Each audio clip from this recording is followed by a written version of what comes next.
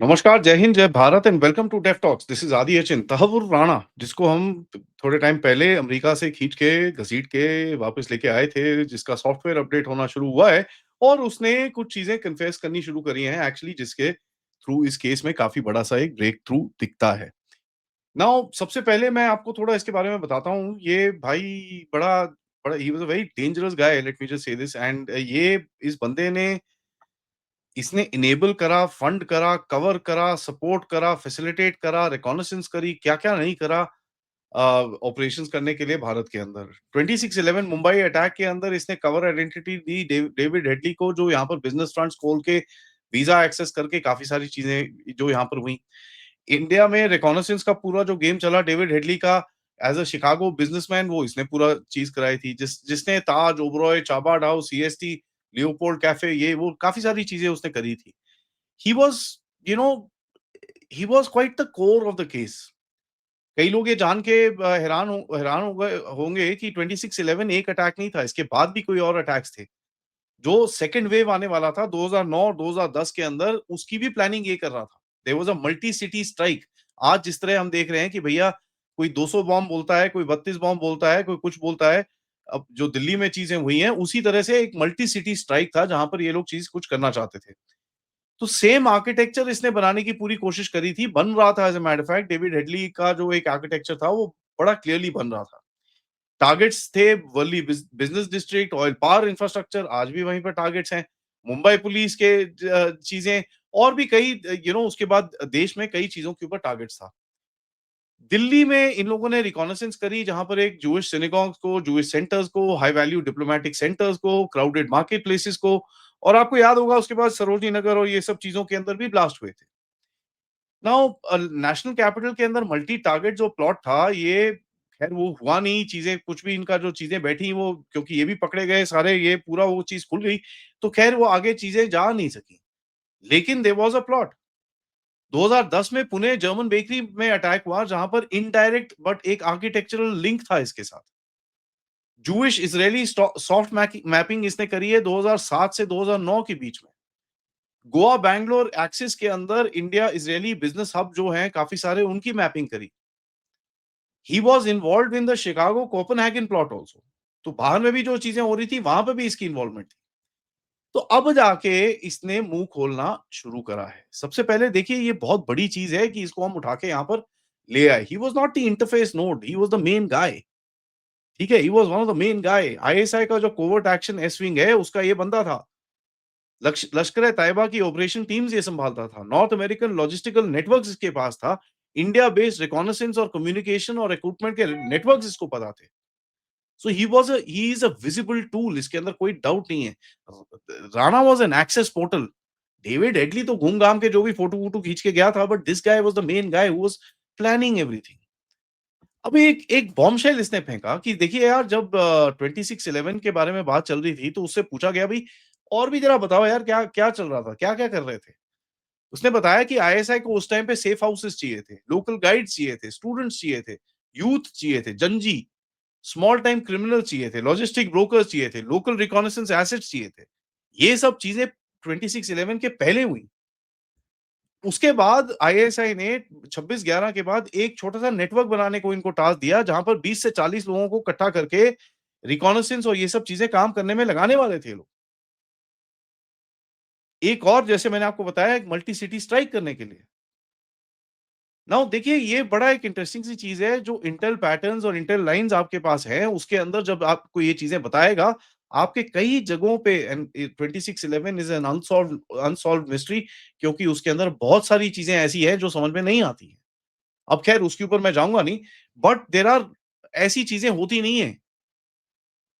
Local stash, local this thing, local setup जो इन लोगों ने किया होगा, उसके बिना ऐसा इतना बड़ा अटैक नहीं कर सकते आप। It's next to impossible to do something like that. तो ये चीज़ हमको बड़ा क्लियरली देखना है कि भैया ये चीज़ें किस तरह आगे जाएँगी। क्योंकि ये बहुत ही, इसके अंदर की चीज़ें आपको और दिखेंगी। इसने वीज़ाज़ दिए, कवर आइडेंटिटीज़ दी, डॉक्यूमेंट्स दिए, सिविलियन रिकॉनाइसेंस रिंग्स बनवाए, जहाँ पर होटल्स की मैपिंग हुई। होटल्स के अंदर कई लोग बोलते हैं कि वहाँ पर भी कुछ चीज़ें रखी हुई थी। बहुत चीज़ें पता होती हैं, आई मीन जो जो हमको पता नहीं है इसके बारे में। इसने लोगों को होस्ट करा है, एस्कॉर्ट करा है, डेविड हेडली की ट्रेनिंग करी and as a matter of fact इसने आईएसआई के हैंडलर्स के बारे में अपने बताया है। उसने ये तक बताया कि भई ये लश्कर-ए-तैयबा का अपना ऑपरेशन नहीं था, इसके अंदर आईएसआई वाले बंदे थे। जो चीज़ें हम अलेज करते हैं, यहाँ पर ये बंदा बड़ा क्लियरली बोल रहा है कि जी, ये लोग थे। There were more attacks. There were more attacks but ये जो इनकी बैंडविड्थ थी ये क्रॉस कर चुके थे। उसके बाद इनका नेटवर्क टूटना शुरू हो गया था and that's why they could not carry out their entire plan and तभी इन लोगों ने एक-एक अटैक इधर-उधर करने की कोशिश जो करी थी। सो हेडली की तरफ से पूरी प्रिपरेशन करी जा रही थी और ये चीज़ इसने अभी हमको बताया है। अब आप देखिए राणा का नेटवर्क दिल्ली में, पुणे में, बैंगलोर में, हैदराबाद में, कोची में, चेन्नई में और अहमदाबाद में काफ़ी कनेक्शंस पहले भी मिले हैं और इसके बाद और भी मिलेंगे आपको। इमिग्रेशन कंसल्टेंसी से लेकर फेक जॉब प्लेसमेंट केस से लेकर स्टूडेंट रिक्रूटमेंट से लेकर कंस्ट्रक्शन कंपनी से लेकर काफ़ी सारी चीज़ों के अंदर इनका इन्वॉल्वमेंट अभी खुलना शुरू हो गया है।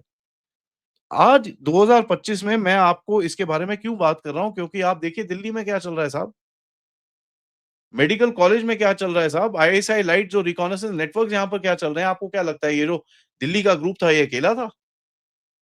चीज़ें पकड़ी जा रही हैं left, right and center and we know what this was not an alone thing.